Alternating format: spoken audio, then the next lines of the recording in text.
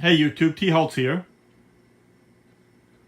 My plan was to make a final video of my outdoor container pond before I put it away for the winter.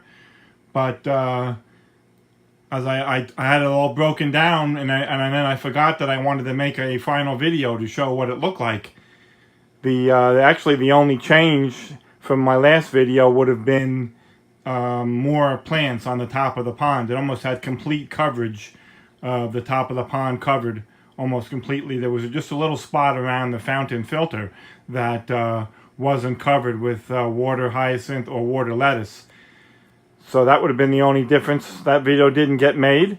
But what we have here is my 75-gallon tank that I just have set up. I put the 3 fish that was in there in the outdoor pond in the 75-gallon tank.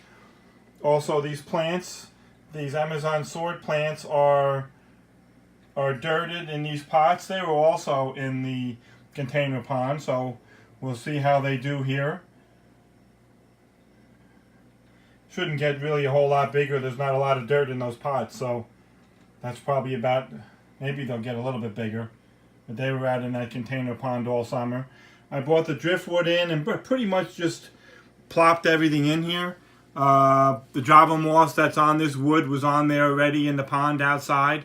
So I just took the wood out and put it right in here. Didn't wash it or clean it or anything. I figure hopefully there's some beneficial bacteria on it to start the cycle in this tank. And as you can see, I brought in some of the floating plants. Not all of them. There was just too many in there. And I think I have too many in here now.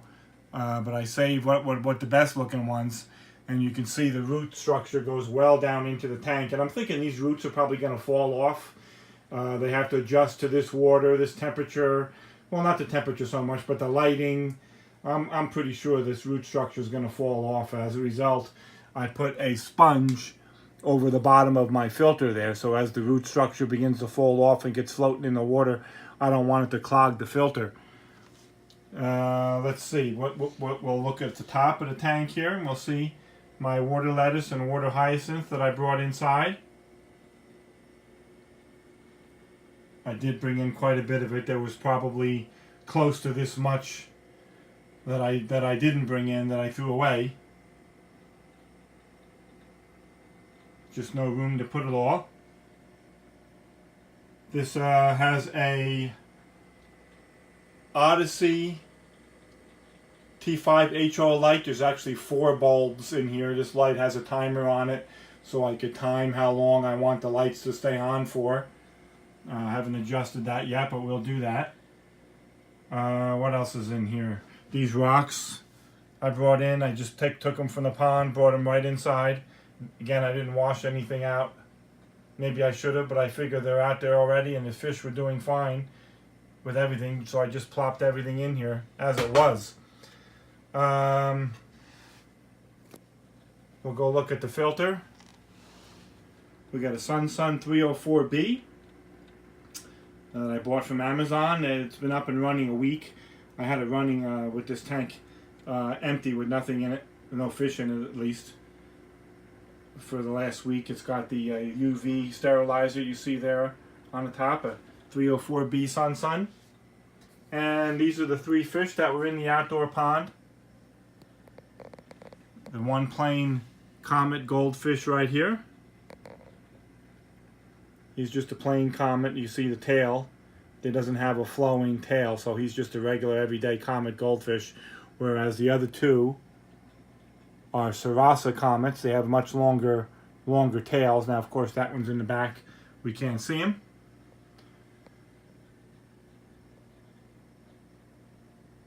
And you see the long tail on that one.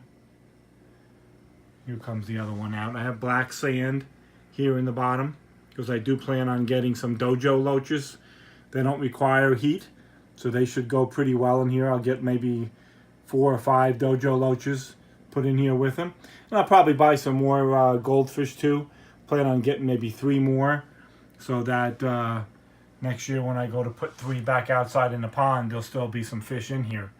I figure 6 or 7 goldfish. These are not really that big.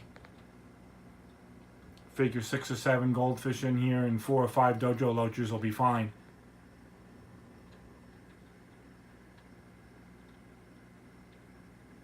So this is my 75-gallon tank, as I said. Hopefully this root structure won't fall apart too drastically. I'm sure that there will be some of this coming apart, but hopefully a lot of it stays. You see how nice the roots are in these plants, reaching down into the water.